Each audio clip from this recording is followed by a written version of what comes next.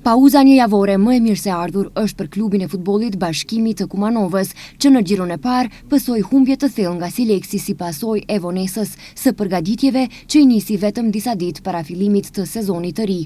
Ekipi që drejtohet nga trajneri Gaju Rexhepi të shtunën do të zhvillohet ndeshje kontrolluese me ekipin e Kamjanit, antar e Ligës së Dytë, e cila përgatitet për sezonin e ri që nis më 15 gusht. Ndeshja Bashkimi Kamjani luhet në Kumanov të shtunën me fillim në orën 17. Arsimi Qegranit, edhe pse ka pësuar përgatitje mjaft të mira në ndeshjen hapse të sezonit të ri, pësoi fiasko në përballjen me Tikfeshin në Kavadar.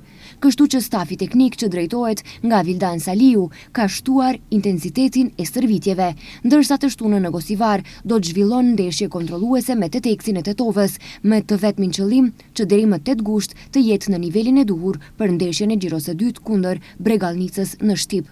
Shkëndija Raqinës gjithashtu ka caktuar ndeshje kontrolluese me ekipin e Pelisterit për ditën e shtunë në ora 17:30 në stadiumin e Çajirit.